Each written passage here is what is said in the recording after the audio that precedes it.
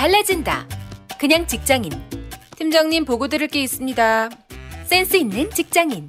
팀장님, 지금 잠시 시간 괜찮으세요? 보고 드릴 게 있습니다. 볼수록 기분 좋은 사람으로 만들어주는 메이크업 말투 3단계 전략. 직장인 자기계발서 1위. 모든 관계는 말투에서 시작된다. 위즈덤 하우스 미디어 그룹. 다이어트를 위한 꿀팁. 동결건조 채소와 곡물, 단백질, 그리고 효소와 비타민, 미네랄로 만든 다이어트 전용 그린 스무디로 하루 한두 끼만 바꿔 드세요. 비타샵 그린 스무디 다이어트 1522-6648 1522-6648 혹은 비타샵을 검색해주세요. 엄마! 가글 했는데 입에서 뭐가 나왔어. 그거 올리덴탈 체크 가글이라 그런겨. 지금 쓰고 있는 가글 사용 후 확인해 보셨나요? 무색소, 무알콜, 무계면 활성제의 올리덴탈 체크 가글은 쉽게 나온 입안의 이물질을 눈으로 확인할 수 있습니다. 딴지마켓에서 판매 중입니다. 한글도 남보다 빨리 깨치고 참 똑똑했는데 갈수록 실력이 뒤처지는 것 같아 걱정이에요. 혹시 초등학교 교과서 본 적 있어요? 어려운 어휘가 너무 많아요. 학교에서는 어휘 개념을 하나하나 설명해줄 시간이 정말 부족하잖아요. 그럼 어떡하죠? 내 아이의 어휘만큼은 내가 책임져야죠. 어휘 공부의 정성. 초등어휘 3000, 초등어휘 5000. 검색창에 초등어휘 3000을 쳐보세요.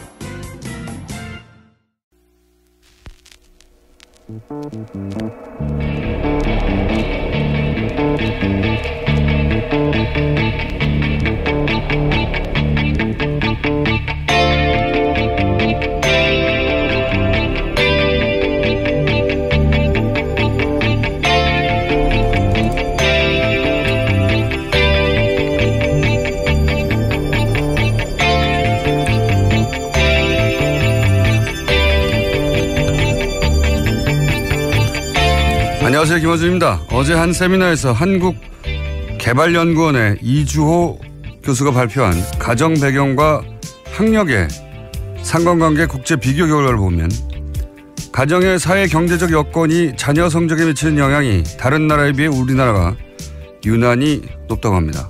우리 못지않게 학력을 중요시한다고 알려진 중국, 일본에 비해서도 높고 아예 귀족 학교가 따로 있는 국가들보다 더 높습니다. 지난 2000년에 비해 상관관계 수치가 2배가 높아졌고 특히 다른 나라가 최근 5년간 그 수치 변화가 거의 없는 반면 우리나라는 그 수치가 더욱 높아졌고 하위 20%의 성적은 더욱 떨어졌습니다. 한마디로 집안이 잘 살면 아이 성적도 높은 정도가 다른 나라에 비해 아주 심하고 그 심해지는 정도와 그 속도가 지속적으로 상승한다는 겁니다. 한번 흑수저는 영원히 흑수저인 국가가 되어간다는 소리죠. 우리나라 불평등 지수가 이 정도입니다. 세계 최고 수준이죠. 이런 사회에서 복지, 인권, 노조를 이야기하면 여전히 빨갱이 소리하는 분들이 있죠. 본인이 갑부 아니면 그런 소리들 제발 하지 마시길 바랍니다. 본인만 불쌍해지는 게 아니라 자식도 함께 불행해지는 길입니다. 김원준 생각이었습니다.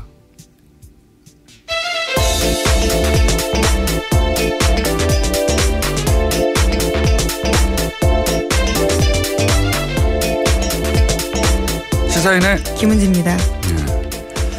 원래 이게 이제 개천에서 용난다는 이야기는 사실이 아니라고 이야기한 지가 오래됐는데, 예. 그런 이야기가 처음 나온 게 한 10몇 년 됐거든요. 그 이후로도 지속적으로 나빠지고, 지금 세계 최고 수준에 이르렀다.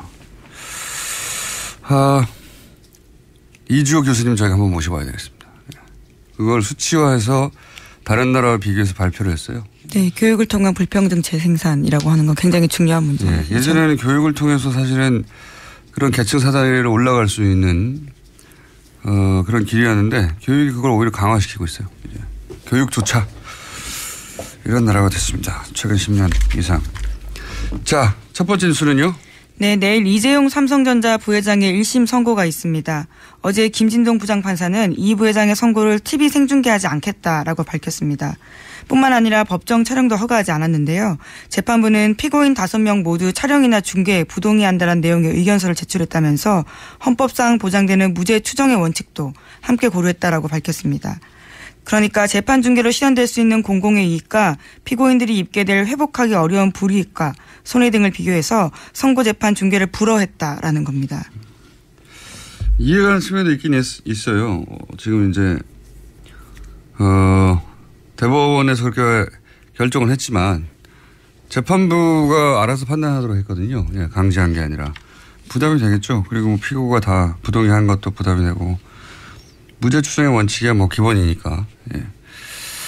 근데 이제 동의가 잘 안 되는 부분은 이 공익성이 부족하다, 없다고 하는 부분은 잘 동의가 안 되는 게 이게 이 결과는 그냥 생긴 게 아니고 천 몇백만이 이제 몇 개월 동안 거리로 나와서 이야기를 했고 주장을 했고 국민들 요구를 했고 그 결과로 이제 탄핵이 된 대통령에게 뇌물을 공유한 대한민국 최고 기업의 기업주잖아요. 예. 그런 재판이 이제 결과가 드디어 나오는데 그 선고를 중계하는 게 공익성이 없다고 하면 세상에 어떤 재판이 선고 공익성이 있겠습니까? 네. 게다가 판결 내용은 어차피 다 기사로 나오게 되고요. 내용도 다 알려지게 됩니다. 네. 피고인 얼굴을 보도하겠다라는 게 아니고 재판장에 그 내용들을 알려주겠다고 하는 건데도 공익성이 없다. 공익성이 더 부족하다라고 판단하는 것들은요. 아쉬운 점이 있습니다. 아마도 저나 이 방송을 듣는 분들이나 우리 생에 이거보다 더 큰 재판이 있을 가능성은 그렇게 높지 않아요. 예. 삼성의 오너가 이런 재판을 대통령에게 뇌물을 공유했다고 구속된 채로 재판을 받고 그 재판 결과가 최초로 탄핵된 대통령에게 영향을 미치고 이 재판이 공익성이 없으면은 어떤 재판이 공익성이 있겠습니까? 네. 자, 이제 내일이죠? 네, 내일 오후 2시 반입니다. 저희는 월요일 날 다루게 되겠네요. 그렇죠. 네. 결과가 어떻든 아주 대단한 반향이 있을 거라고 봅니다. 네. 자, 어쨌든 이재용 선고 재판은 생중계를 부장판사 하지 않는 것으로 예. 그냥 저희는 어떤 사진도 못 찍겠으니까 촬영도 안 되겠으니까 예. 아예 텍스트만 보게 되겠네요. 네, 허용된 150명만 들어가서 이제 볼 수 있게 되는 거고요. 그 전달된 내용들을 알게 되는 거죠. 물론 뭐 기자들이 들어가서 지면 중계는 하겠죠. 어쨌든 보지는 못하게 됐습니다. 다음 뉴스는요. 네, 삼성그룹 미래전략실 장충기 전 차장 관련된 소식 계속 전해드리고 있는데요. 이번에도 관련 뉴스 JTBC에서 나왔습니다. 장 전 차장이 이현수 전 국정원 기조실장과 1년 동안 150차례나 연락을 주고받았다라는 건데요. 2015년 중반부터 지난해 11월 초까지입니다. 상당수는 업무 시간에 이뤄졌고요. 이 전 실장을 통해서 각종 정보가 장 전 차장에게 넘어갔을 가능성이 크다라는 겁니다. 그러니까 이게 이제 업무였어요, 업무. 예. 150여 차례면 1년에 주말 빼고는 이틀에 한 번씩 했다는 거잖아요. 그렇죠. 그리고 근무 시간에 통화했다는 거 아닙니까? 이거 업무였어요. 그러니까. 그들의. 예. 삼성이 정부 위에 있다는 이야기 반농담처럼 많이 했는데 예. 기정사실로 받아들여야 되지 않겠는가. 네, 실제 내용도 업무와 연관이 다 있습니다. 저희도 문자 내용을 보도한 적이 있는데요. 삼성 합병과 관련된 정보들을 이현수 전 실장이 장 전 차장한테 보내기도 하거든요. 그러니까요. 뭐 감사원 인사라든가 또는 뭐 삼성 합병과 관련된 정보를 국가기관인 국정원이 사기업의 합병과 관련된 정보를 받고 뭐 이게 다 업무 시간에 이루어졌다는 거 아닙니까? 이틀에 한 번씩 통화를 통해서. 문자가 아니라 통화 횟수니까. 네, 통화 문자 모두 합쳐져 있는 겁니다. 문자가 아니라 통화를 했을 때는 무슨 정보가 왔는지 알 수가 없죠. 문자로 드러난 게 이제 감사원 사무총장이나 합병과 관련된 정보였는데 그리고 추가로 이 정도로 장충기 사장급이죠. 네, 사장입니다. 네, 사장급이죠. 미전실의 차장은 사장급입니다. 낮은 것 같지만. 사장 그리고 미전실 있는 분들은 다 삼성전자 출신이에요. 그러니까 지난번에 한번 얘기했지만 삼성전자 출신들로 이루어진 미전실의 삼성전자의 부회장이 자기는 미전실에 근무하지 않았다. 미전실과 무관한 것처럼 얘기하는 건 말이 안 되는 거죠. 어쨌든 이걸 통해 또 한 번 얘기할 수 있는 게 이거예요. 그 국정원의 이제 추국정 얘기도 저희가 며칠 전에 했지 않습니까? 그 3인방 인맥이고 최순실 라인이고 그리고 국정원 자체 조사라도 국정원의 그 개통을 거치지 않고 추국정이 직접 청와대에 직거래했다는 네, 청와대에 직거래했다는 얘기를 국정원도 알고 있었다고 국정원이 인정한 바가 있는데 아니죠. 김명기 당시 국정원장이었던 양반이 인정을 했죠. 그런데 네, 이병기 실장. 예, 죄송합니다. 예, 이병기 원장입니다. 예. 나중에 대통령 비서실장을 한. 네. 그렇게 국정원과 긴밀하고 그리고 직접 커넥션이 있고 최순실 라인과 국정원이 하는 걸 국정원도 알고 있었는데 어떻게 삼성이 최순실 존재를 모릅니까? 삼성은 계속해서 최순실 존재를 모른다고 그렇게 해야지 앞뒤가 맞으니까 삼성의 주장대로 앞뒤가 맞추려면 최순실 몰라야 되거든요. 모른다는 걸 도저히 받아들일 수가 없는 정황이죠. 이건. 자, 다음 뉴스는요. 네, 박근혜 정부의 청와대가 2015년 재보궐선거에서 보수단체를 동원하려 한 정황이 나왔다라는 SBS 보도가 있습니다. 지난 1월 달에 박영수 특검이 이병기 전 비서실장의 수첩을 압수수색했는데요. 이 해당 수첩에는 이러한 내용이 있습니다. 새누리당 4월 재보선 대응이라는 메모인데요. 해당 부분에는 A 후보의 이름이 기재되어 있고 건강한 시민운동, 진영과 진영 싸움이라고 적혀 있다고 합니다. 또 우파 이슈 전환이 필요하다면서 우파 시민사회 활동화라고도 적혀 있는데요. 특검은 이런 내용들을 분석해서 당시 청와대가 우파 시민단체에 대한 지원을 통해서 2015년 국회의원 재보궐선거에서 새누리당 후보를 지원하려고 계획했던 걸로 보고 있습니다. 죄송합니다. 말은 참 잘 만들어요. 우파 시민 활동화, 건강한 시민운동. 이게 이제 어버이연합이나 엄마부대나 각종 자유라는 단어가 들어가는 청년 단체들이나 사실은 이런 단체들이 관변 단체고 청와대 혹은 국정원 혹은 뭐 정보기관의 조종을 받고 있을 거라는 짐작은 누구나 다 했죠. 누구나 다 했는데 돈이 어디서 나와서 어떻게 들어가는지를 입증할 수가 없으니까 입증하려면 이런 사정기관들을 움직여야 되는데 사정이 안 움직이니까요. 예. 그래서 공개적으로 말을 못했을 뿐 다들 알고 있었죠. 이런 단체들이 이런 관변의 컨트롤을 받고 있다는 관변 단체가 컨트롤을 받고 있다는 건 이제 이번에 이제 화이트리스트 수사하면서 여기를 제대로 짚어보겠다는 거겠죠. 자, 다음 뉴스는요. 어제 검찰이 국정원의 민간인 댓글 부대 관련 수사에서 압수수색 벌였습니다. 국정원 퇴직자 모임인 양지회와 이명박 전 대통령 팬클럽 모임에서 출발한 늘푸른 희망연대 등을 한 건데요. 검찰은 컴퓨터 하드디스크와 회계장부, 휴대전화를 압수수색했습니다. 동시에 일부 관계자들을 불러서 조사하고 있는데요. 이들 민간인 팀장에 대해서 압수수색 영장에 공직선거법 위반을 주된 범죄 혐의로 명시했습니다. 그러니까 검찰이 이들을 원세훈 전 원장과 이미 공범으로 판단하고 있다는 의미입니다.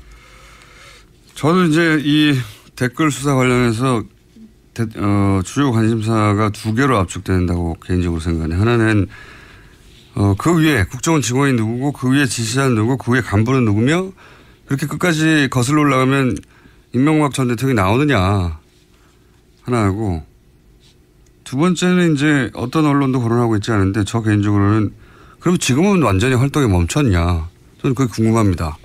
예. 정권이 바뀌었고 한데 그때 활동하던 이 조직이나 망 특히 국정원 내부가 아니라 외부에 있는 망들 혹은 뭐 국정원 내부에서도 아주 은밀히 있는 조직들 지금 아무것도 안 하나. 예. 왜냐하면 그렇게 유추되는 게시판 활동이 아직도 있거든요. 예, 우선 서훈 원장이 제일 오자마자요 국내 정치 파트 일을 멈췄다라고 하고 있기 때문에요. 그 부분들은 공식적으로 없는 바인데요. 이건 뭐 그전에 공식적이었나요? 예. 저는 이제는 멈췄는가 하는 것도 수사돼야 예상이 돼야 될 거라고 봅니다. 자, 다음 뉴스는요. 네, 안보 관련된 소식도 전해드리겠습니다. 미국 트럼프 대통령과 틸러슨 국무장관이 잇따라 북한과의 대화가 조만간 이뤄질 수 있다라는 뜻을 밝혔습니다. 을지 프리덤 가디언 한미 연합훈련이 진행 중인 점을 고려하면요. 이례적인 일입니다. 트럼프 대통령은 김정은을 가리키면서 그가 우리를 존중하기 시작했다는 사실을 나는 존중한다라고 이야기했는데요. 아마도 아닐지도 모르지만 무엇인가 긍정적인 일이 일어날 수 있다라고도 이야기했습니다. 틸러슨 국무장관도 관련된 이야기 했는데요. 북한이 유엔 안전보장이사의 대북제재 결의의 만장일치 채택 이후에 어떤 미사일 발사나 도발 행동이 없었다는 점에서 주목할 만한 가치가 있다라고 이야기했습니다. 이걸 보니까 무슨 생각이 드냐면 문정인 특보였죠. 예. 문정인 특보가 정상회담 직전에 워싱턴에 가서 지금 한미 군사훈련을 축소하는 것도 옵션 중에 하나다. 그런 얘기를 했다가 난리가 났어요. 그때. 그렇죠. 예. 북한이 도발만 중단한다면이라는 전제를 걸면서요. 그런 이야기를 한 바 있습니다. 한미 군사훈련 축소가 그 옵션 중에 하나라는 얘기는 미국 내에서 오래전부터 나왔던 얘기거든요. 근데 이제 문재인 특보가 이 얘기를 하자 우리 보수 언론 혹은 보수 정당에서 난리가 났죠. 난리가 났는데 실제 이번 을지 프리덤 가디언 한미 연합 군사훈련이 축소됐어요. 축소된 채 한 3분의 1 줄어든 채 하고 있거든요. 그게 실제 이 문정인 특보가 말했던 게 이루어졌어요. 그런데 이건 제가 보기에는 북한하고 미국이 말 전쟁할 때 있었지 않습니까?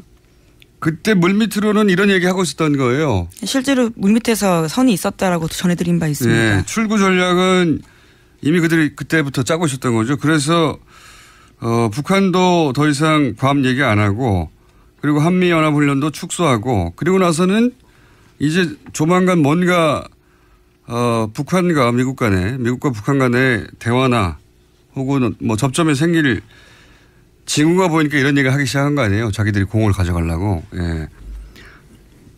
우리 언론들이 전쟁 난다고 난리 생중계 하듯이 할 때 실제로 그리고 문정인 특보가 한미 군사훈련 축소도 옵션 중에 하나라고 할 때 난리 쳤던데 지금 왜 난리 안 칩니까? 미국 대통령이 실제로 그렇게 축소해버렸는데 그리고 나서 이 한미 군사훈련 하고 있는 와중에 지금 김정은을 존중한대잖아요. 난리 나야 되잖아요. 바보 같은 사람들. 정말. 그렇게 하면 큰일 날 것처럼 얘기하세요. 정작 이렇게 이루어졌지 않습니까? 실제로 이렇게 말하고. 정말. 그러니까 그때 전쟁 막 날 것처럼 지면에다가 난리치고 포털에다가 그런 기사를 싣고 하던 사람들에 대해서도 왜 그랬는지 물어봐야 된다고 봅니다. 다시 그러지 말라고 몇 번째 얘기하고 있지만. 네, 물론 상황 계속 지켜봐야 되겠지만요. 긴장고조 사태 발생하지 않으면 다음 달부터 협상 국면 본격화될 거라는 분석 지배적이긴 합니다. 그러니까요. 난리 치고 말전쟁 할 때 이미 이런 얘기들을 하고 있었어요. 그러니까 그거 끝나자마자 군사훈련을 축소시켰죠. 예. 한미연합훈련이 예년에 비해서 3분의 1 축소됐어요. 자, 다음 뉴스는요. 네, 문재인 대통령이 5.18 광주 민주화 운동 당시에 전투기 출격 대기설과 헬기 사격 사건에 대해서 특별조사 지시했습니다. 광주 금남로에 있는 전일빌딩을 향한 헬기 기총 사격이 있었다는 증언이 잇따랐고 건물에도 탄원이 발견됐습니다. 전일빌딩은 5.18 광주 민주화 운동 당시에 계엄군에 맞섰던 시민군 최후의 항전지입니다. 국방부는 특별조사단 구성해서요. 조속히 수사에 착수하겠다고 밝혔습니다. 최근에 밝혀진 건 이제 공군에서 폭탄 싣고 지금 출격하려고 했다는 거 아닙니까? 네, 그런 인터뷰가 공개가 됐죠. 참네. 지난번에도 한번 비유를 드렸지만 촛불 집회하는데 헬기가 막 와서 사격하고 지난번 광화문에서 탄핵 집회하는데 공군기가 와서 폭탄 떨어뜨리고 했다 봐요. 이게 말이나 되는 소리입니까? 자국 군인이 자국민을 상대로 해서 공군 폭격을 계획하고 있었다. 헬기로 총을 쏘고. 그런 계획을 하고 있었고 실제 그중에 절반을 시행을 한 거죠. 헬기 기총 사격은 실제 있었다고 그렇죠. 보여지니까. 이거 조사를 당연히 해야 되는데 이거 조사하라고 그랬더니 보수 정당에서는 을지훈련이 함참인데 5.18 조사를 지시한다는 게 납득이 안 간다고 하는데 말이 되는 소리예요? 무슨 상관입니까? 바른정당 논평입니다. 예. 무슨 상관이에요? 그렇죠. 을지훈련을 축소도 하는데요. 이런 이야기는 미국 대통령한테 하세요. 트럼프한테. 왜 축소했냐고. 그리고 왜 김정은 칭찬하냐고. 군사훈련을 한참 하고 있는데 아무 상관없는 지금 5.18 조사하라고 한 걸 갖다 거기다 갖다 붙입니까. 이건 조사해야죠. 이런 지시를 누가 했을까요? 네, 우선 전두환 전 대통령 같은 경우에는 학살도 발포 명령도 없었다라고 계속해서 주장하고 있습니다. 처음부터 북한 때문에 그런 일을 한다고 그랬었으니까요. 폭탄을 비행기 싣고 투하하려고 했다니까 정말 이 지시를 누가 내는지 꼭 찾아야 된다고 봅니다. 저는. 다음 뉴스는요? 네, 바른정당 김무성 의원과 자유한국당 정진석 의원이 토론 모임인 열린 토론 미래를 발족하기로 했습니다. 앞으로 자유한국당과 바른정당 간 연대 또는 통합의 가교 역할을 하는 게 아니냐라는 관측이 여의도에서 나오고 있는데요. 국민의당 소속 의원들한테도 발족 취지문과 함께 가입 의향서 보냈다라고 합니다. 새로운 정당을 구상하나요? 자유당의 일부, 바른당의 일부, 국민당의 일부 이렇게 해서 제3의 보수 이런 걸 구상하는 걸까요? 김무성 의원이. 예. 요즘 당내에서 이제 영향력이 많이 줄어서 시간이 많으실 테니까 예. 새로운 구상을 할 수도 있죠. 어쨌든 그런 모임이 있다고 합니다. 자, 뉴스 하나 정도 더 하고 끝낼 수 있을 것 같습니다. 예. 네, 유럽에서 이번에는 간염 바이러스 소시지 파문이 일고 있습니다. 더 타임스와 미러 등 영국 언론의 보도인데요. 21일 네덜란드와 독일산 돼지고기로 만든 소시지와 햄을 통해서 영국인들이 E형 간염 바이러스에 감염되고 있다라는 겁니다. 이게 살충제 달걀도 유럽에서 시작됐고 이제 유럽에서 시작돼서 이게 유럽의 10몇 개국인가 16개국인가요? 7개국으로 퍼져나갔거든요. 그렇게 살충제 달걀이라는 게 다른 나라에서 문제가 안 됐다고 하더라도 전 세계적인 현상이라고 볼 수 있는 겁니다. 이제 오히려 가장 이런 검사를 엄격히 하거나 예, 이런 물질에 민감한 국가들이 먼저 검사하고 먼저 차단했을 뿐인 것이지 유럽이 이 정도라면 뭐 다른 나라도 다 우리나라도 물론 이번에 걸렸고요. 그리고 거기서 그치지 않고 이제 어느 나라 마찬가지로 먹거리에 대해서 이런 게 문제가 한번 생기면 다른 음식들도 막 하거든요. 근데 소세지까지 갔다는 거죠. 간염.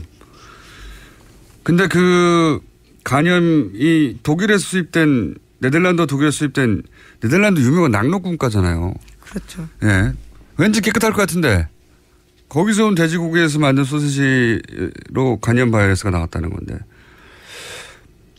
그리고 그 간염 바이러스가 나온 대형 체인 슈퍼가 테스코예요. 테스코. 네, 유명한 테스코입니다. 유럽에서 제일 큰 슈퍼 매장도 테스코 건데 이 정도 규모 기업에서 아주 가장 잘 알려진 낙농국가에서 나온 고기로 만든 식품에 이런 일이 벌어졌으면 이거는 시스템에 근본적인 문제가 있는 겁니다. 예, 이건 뭐 잘 걸러내면 되겠지. 뭐 정부의 컨트롤도 중요하지만 지금 현대적 소비에 뭔가 문제가 있는 거예요. 그렇게 생각이 자꾸 들어요. 예. 그래서 윤리적 소비라는 걸 한번 알아보자고 제가 며칠째 얘기하고 있는데,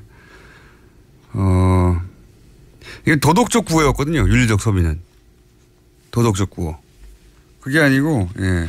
내 삶을 위해서 꼭 필요한 게 아닌가 싶어요. 이 육식에 대한 성찰까지 함께. 육식은 계속 해야 되지만. 윤리적으로 육식해야 되겠다는 생각을 하게 되고요. 예. 그래서 저도 잘 몰라서 저희가 전문가들을 모시고 조만간, 예. 윤리적 소비에 대해서 한번 알아볼까 합니다. 여기까지 하겠습니다. 시사인의 김은지였습니다. 감사합니다. 골반 잡자 바로 잡자 바디로직 허리 통증 바로 잡자 바디로직 2017년 쿨 썸머 바디로직 라이트 출시. 통기성이 좋아 땀 걱정 없이 한여름에도 쾌적하게. 입은 듯 안 입은 듯 가벼움의 신축성은 그대로. 자세가 좋아지는 골반 교정 타이즈 바디로직 검색창에 골반 교정 바디로직 라이트. 아무도 묻지도 따지지도 않고 가입하셨다고요? 보험은 너무 어려워요. 걱정 마십시오. 마이보험 체크가 도와드립니다. 1800-7917 마이보험 체크로 지금 전화주세요. 1800-7917 이미 가입한 보험이나 신규 보험도 가장 좋은 조건을 체크해서 찾아드립니다. 인터넷 한글 주소 마이보험.com 또는 카카오톡에서 아이디 검색 마이보험을 친구 추가하여 상담하실 수 있습니다. 모닝똥? 제겐 사치였죠.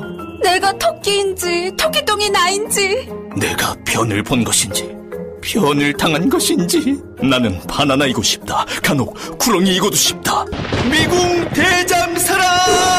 빅똥의 추억 미궁 대장사랑이 찾아드립니다. 혈중 콜레스테롤 개선과 배변 활동에 도움을 주는 건강기능식품입니다. 검색창에 미궁 대장사랑. 미궁 장사랑 이름 바꿨어요. 프로바이오틱스 12종 추가. 미궁 대장사랑.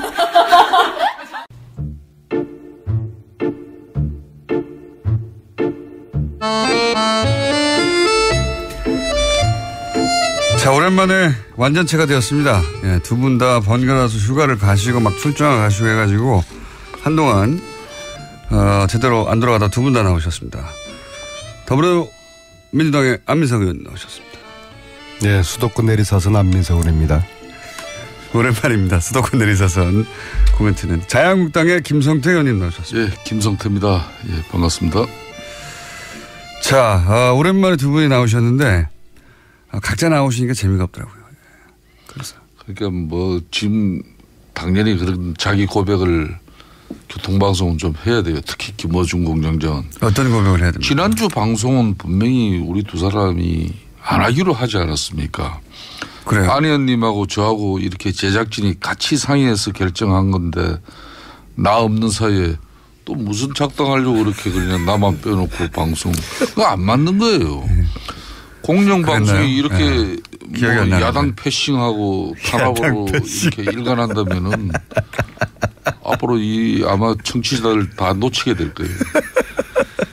또 지난주에 이제 다소의 오해는 있었던 것 같은데요. 뭐 그래도 이 아침에 뭐 작당 탄압 그런 품격 없는 표현을 하시는 것은 좀 듣기에 좀 거스르고요.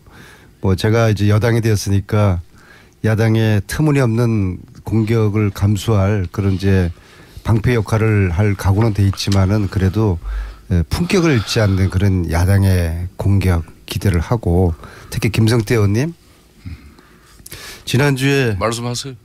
그리고 제가 나오기 전에 PD가 전화하기로 돼 있었던 거 아닌가요? 네. 그래서 제 기억에도 제가 지난주 안 나오는 걸로 김성태 의원님이 못 나오신다고 그래서 그렇게 통 크게 안 나오는 걸로 합의들이 됐던 것 같은데 PD가 김성태 의원님 나오실 거라고 이렇게 이야기를 조금 애매하게는 했어요. 그래서 내가 의사를 확인하려고 전화를 드렸는데 전화를 안 받으셔서 저는 뭐 PD 말을 믿고 나왔습니다. 어쨌거나 저 혼자 나와서 그게 김성태 의원님은 굉장히 그 서로 간의 신뢰를 무너뜨리는 뭐 그런 것까지 지금 비하하고 계시니까 아무튼 사과드리겠습니다.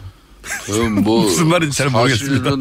한참 들었는데. 정치판에서도 그래도 김성태 의원하고 정치하면은 신뢰 하나는 서로 보장되고 오래 가져간다는 건데. 그게 이제 자유한국당 복당으로 무너지지 않았나요? 뭐 상당히 편향적이어서 이 방송이 이렇게 흘러가는 거예요. 나는 안민석 의원이 원래 그런 분은 아니에요. 제가 복당한 건 아니죠. 의원님이 복당하셨는데. 그러니까 요새 안보 관련해서 코리아 패싱이란 말도 많이 나오지만은 이 방송에서 야당 패싱하는 경우는 또 처음 보는 것 같아요. 그래서 제가 뭐 어쨌거나 이 월요일 아침에 약속은 지켜야 되겠다, 출연해야 되겠다 이렇게 생각하고 이번 주말에 그 미국 LA하고 버클리대에서 이제 초청을 해서 강연을 가는데요. 목요일날 다음 주 목요일날 새벽 5시. LA대도 있습니까? LA대? LA는 교포들이고 버클리대는 그 대학에서 초청을 한 건데요.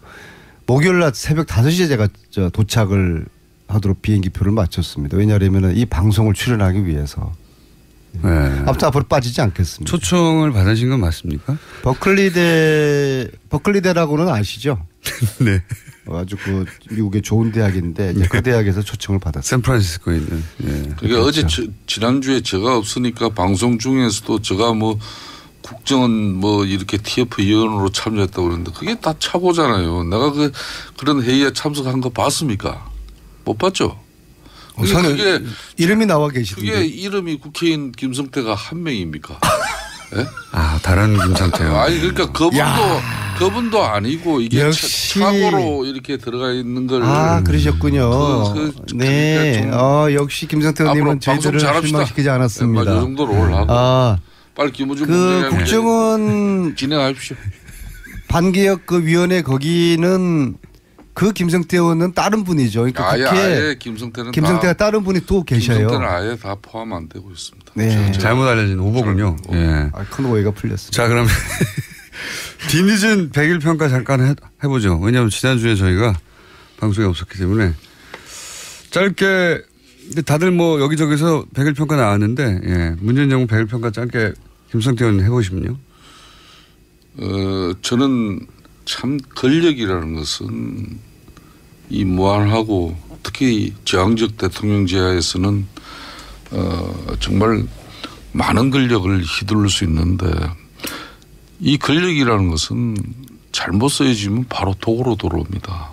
특히 대한민국 같이 이런 분단된 체제 하에 또 많은 산업화 민주화를 이렇게 거치면서 사회적 갈등이 늘 소재하고 있는 이런 국가에서 이 저항적 대통령의 지위는 상당히 중요한 것이죠. 뭐 그런 측면에서 국민들을 시원하게 해준 그런 대통령의 정치적 판단이 뭐 좋은 이렇게 정책으로 이어지는 경우도 있지만은 너무 섣부르고 너무 인기 영합적인 그런 지금 체제로 흘러가는 것은 이거는 심각한 문제다.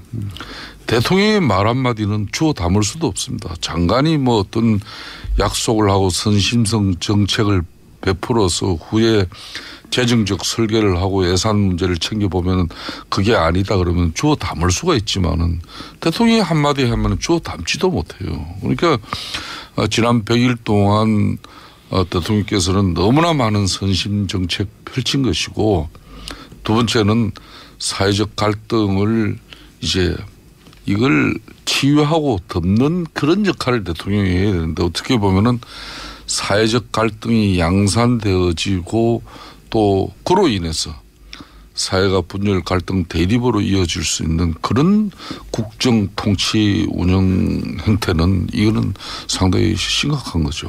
특히 인사 문제에 있어서도 좀 국가를 안정적으로 운영할 수 있는 그런 중립적인 인사가 이 국민들이나 국가를 이렇게 안정스럽게 우리가 판단하고 생업에 종사할 수 있는 그런 국정이 있는데 요 근래 한 뭐 대법관 임명이라든지 여러 가지 경우만 보더라도 너무 정치 편향적으로 흘러가고 있지 않습니까? 네, 이런 말씀, 일들이 우려입니다. 네, 말씀 잘 들었는데요. 근데 한 가지 중요한 사실을 관가하고 계신 게요. 이 정부는 인수위원회 없이 출범을 했거든요. 그러니까 지난 100일은 실질적으로 앞으로 5년에 대한 인수위원회 준비 역할과 동시에 이제 집행이 된 이제 그러한 특성을 가지고 있습니다. 그런 거를 감안하면은 100일에 이제 큰 대가 없이 준비하는 그런 상황이었다는 말씀드리고요. 선심 정책은 건보 보장성 강화 이런 거 말씀하시는 거죠? 네. 뭐 그런 것뿐만 아니죠. 뭐 기초연금 뭐 이런 30만 원 인상 같은 경우도 제가 지금 이야기하고 있습니다. 아니 말씀하신 걸 먼저 정리하자면 선심 정책 사회적 갈등 양상은 뭔가요? 5.18 재조사 뭐 이런 건가요? 그런 것도 5.18 조사 같은 경우도 4번이나 했습니다. 네, 또 역대 DJ 정권 노무현 정권 거치면서 다 했어요. 그러니까 그런 부분도 이렇게 물론 5.18은 뭐 언제든지 우리가 진실을 밝혀내기 위해서는 여러 가지 수단과 또 어느 정권에서도 다 행할 수 있는 문제지만은 이걸 대통령께서 직접 나서 가지고 이 친 100일 만에 뭐 너무나 많은 일을 지금 하고 계시니까 국민들이 감당해내겠습니까? 건보 보장성 강화, 5.18 재조사 지시 그리고 뭐 인사 예를 들면 신격찬 처장 이런 인사 문제를 말씀하시는 것 같아요. 이제 답변해 주십시오. 안민석 의원님. 아무튼 뭐 지금 야당의 저런 주장은 저희들이 나름대로 귀 기울여 들을 내용이고요. 그냥 그냥 흘러듣지는 않겠습니다. 근데 그럼에도 불구하고 이제 막 정권이라는 점을 말씀드리고 싶고, 근데 특히 이제 100일 동안의 국민과 끊임없이 소통과 공감을 하려는 이제 그런 노력이 국민들에게 아주 그 절대적인 그런 그 동의를 이제 얻고 있고 실질적으로는 지난 100일은 이제 준비와 몸풀기 단계였고 저는 앞으로 이 정부가 촛불혁명을 토대로 탄생된 정권인 만큼 국민들이 원하는 새로운 대한민국 적폐청산을 위해서 아주 담대한 개혁에 나서야 된다 그렇게 생각을 하고 그리고 그것이 국민들의 기대에 부응하는 문재인 정부가 될 것이다 그렇게 보고 있습니다. 그러니까 좀 전에 안민석 의원께서도 적폐청산 얘기를 했습니다마는 뭐 이 촛불에서 비롯된 그런 최순실 국정농단에서 비롯된 이런 뭐 여러 가지 국가 운영이 잘못되고 바로 잡아야 될 거 이거 반드시 바로 잡아야 되죠. 그렇지만은 이 적폐청산이라는 미명하에 과거 정부 과거 캐기에 몰두하고 또 자기들의 또 이념이 다른 모든 세력을 적폐로 규정해서 이걸 정치 보복하려는 그런 행태로 보이는 것은 이거는 국민 대통합 사회통합을 위해서로도 저는 맞지 않는 거죠. 이 방송 문제 지금 방송을 하고 있으니까 이 공영방송 문제도 마찬가지예요. 대통령까지 나서서 정부가 이 방송에 적극적으로 개입할 것처럼 말하고 또 방통위원장은 법적 권한도 사실상 없으면서 사장 해임을 언급하고 있지 않습니까? 이런 것들을 맞지 않죠. 결론은 제가 또다시 알베르 까미의 이야기를 해야 되겠네요. 어제 범죄를 용서하는 것은 내일의 범죄에 용기를 주는 것이다. 이 정도로 저는 하겠습니다. 끝입니까? 구체적인 말로는. 이 정도로 하겠습니다. 네. 구체적인 말로는 준비가 안 되신 거 아닙니까? 좀 품격 있게 제가 이 언론을 길들이고 방송을 장악하는 그런 시도는 역대 어느 정권마다 있었다는 것은 저는 부인할 수 없는 사실로 보고 있어요. 하지만 과거 그 정권들 다 그 말로들이 얼마나 불행했습니까? 그래서 저는 문재인 정권만은 정말 당당하고 정의롭게 그리고 뭐 그렇지 않아도 국민들하고 소통하면은 국정 운영하는데 저는 큰 애로 없다고 봅니다. 굳이 뭐 언론의 힘을 뭐 비정상적으로 빌어서 그걸 국정 운영할 그런 계제도 아니고. 근데 지금 차이는 좀 있지 않습니까? 과거하고. 예를 들어서 과거에는 정권이 이제 KBS 사장을 찍어냈으면 이번에는 KBS나 MBC의 내부 구성원들이 갈아야 된다고 이렇게 나선 게 차이가 있지 않습니까? 과거에도 보면은 MB 때도 정년주 사장 KBS 그죠? 네. 뭐 그 인위적으로 이렇게 교체한 그 모양새가 MB 정부가 결국 뭐 이 좋게 마무리되지 않았잖아요. 아니, 제 말은 뭐냐면 그때하고는 다르게 그때는 위에서 눌렀는데 지금은 구성원들이 자사의 사장을 이 사람하고 같이 일을 못한다고 하는 거는 그러니까 노사 문제에서 비롯된 것은 노사 문제로 풀어야 되는 것이고 또 사내 또 구성원들 간의 갈등 문제는 갈등 대립이 있다 하더라도 그 문제는 또 그 내에서 풀어야 되는 것이지 이걸 제가 드리는 말씀은 너무 정권이 초기에 개입하고 있다는 겁니다. 그러면 누가 봐도 그 노조의 정당한 주장도 이거는 정권하고 결탁한 목소리가 아니냐 이런 의아심도 가지겠죠. 그거는 과거에 자유한국당이 그래 왔기 때문에 그렇게 보시는 거 아니에요? 또 이렇게 근데 제가 이렇게 야당의 이 평가나 주장을 이렇게 보면서요. 두 가지 제가 좀 말씀드리고 싶은 게 첫째는 세 가지 말씀하실 것 같은데. 첫째는 이게 정치가 자기가 잘해서 점수를 얻으려고 하는 정치가 있고 남을 깎아내려서 점수를 얻으려는 정치가 있는데 지금처럼 자기들은 대안이나 별 하는 역할 없이 자꾸 상대를 혹독하게 비판해서 국민들의 마음을 얻으려고 하는 이 정치로서 선거하지 못할 것 같고요.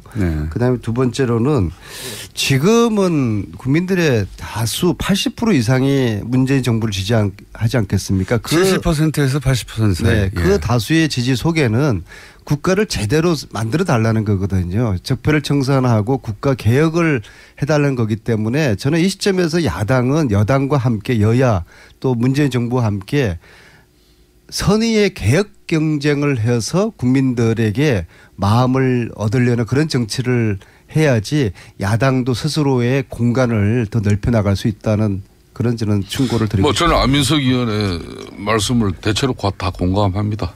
뭐 사실상 지금 대한민국은 이런 보수의 큰 위기지 않습니까? 사실상 이 보수의 위기라고 그러는데 저는 보수의 위기라고 보지 않습니다. 자유한국당이 큰 위기지 보수의 위기. 나머지 자유한국당이 대변하는 보수하고 다른 보수는 어디 있습니까? 그러니까 바른정당이 있지 않습니까? 자유한국당이 국민들에게 신뢰와 또 지지를 확보하지 못하고 있는 것은 그만큼 최순실 국정농단으로 비롯된 대통령 탄핵까지 이루고 또 촛불에 의한 또 정권 교체까지 이루어졌지만 아직까지는 우리가 정신을 못 차리고 있다는 거거든요. 그 정신을 못 차렸다는 것은 우리가 변화하고 계획하지 못한다. 핵심하지 누구 때문입니까? 정신을 못 차리고. 그러니까 이런 문제인데. 아니 친박 청산 못 하고 있죠. 또 최순실 재산몰수특별법 전부 다 지금 뭐 그러니까 뭐 반대 내지는 뭐 이런저런 핑계로 동의하지 않고 있지 않습니까? 제가 이런 것들을 하셔야지 국민들의 마음을 바로 지적했듯이 국민적 신뢰와 지지도 이렇게 뒷받침되지 않는 야당이 무슨 뭐 정권 비판하냐 솔직히 조금 전에 그 이야기거든요. 그런데 역설적으로 또 이야기하면은 문재인 정권도 사실상 이게 최순실 국정농단에서 비롯된 행편없는 국정 운영의 결과가 은혜적으로 수혜적으로 문재인 정권이 이렇게 탄생한 부분도 있습니다.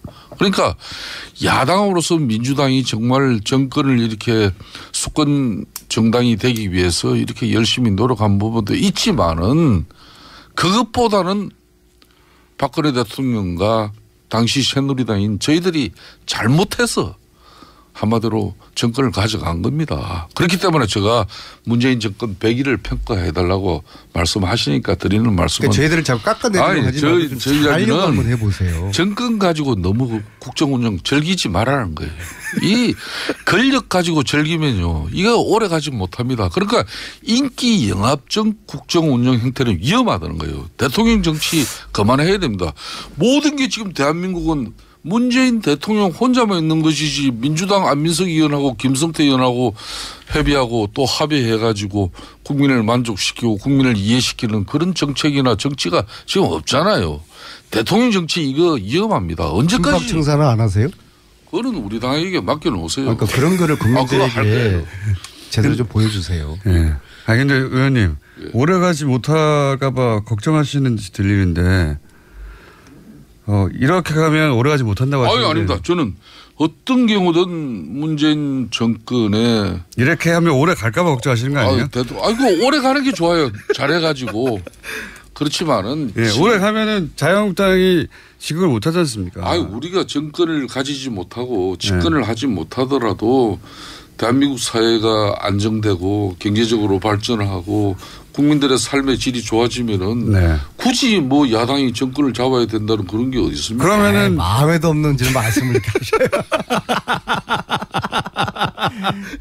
아니 이렇게 가면 오래가지 못한다고 하니까 지금 그러면 이렇게 하도록 내버려 두셔야죠. 지금 사실상 문재인 대통령 너무 잘하고 있어요. 근데 너무 그러니까 계속 잘할까 보는 거 아니에요? 너무 잘하려고 하면은 무리하게 됩니다. 그러니까 우리도 잘할 테니까 야당도 잘하시고요. 무리하기를 기다리셔야 되는 거 아닙니까? 너무 잘하려면은 돈이 많이 들어요. 그러니까 그 돈이 많이 드는 게 이제 정치인이 한 사람으로서 걱정된다는 거죠. 이게 나중에 2년 3년 지나면 다 국민들 부담으로 돌아갑니다. 아니 그러면은 그때 인기가 대폭락하면 자유한국당이 좋은 거 아닙니까? 그러니까 가만히 내버려둬 잘한다. 자유한국당 지금 야당은 뭐 아까 안민석 의원 말씀하셨지만은 문재인 정권이 실패하고 또 정책적 오류를 이렇게 많이 남발하면은 그때 우리 국민들한테 또 기회를 맞이합니다. 네, 그러니까 내버려 두셔야죠. 계속 그렇게 하라고. 그 안에 우리는 자성하고 또 반성하면서 핵심하고 기다리면 되는데.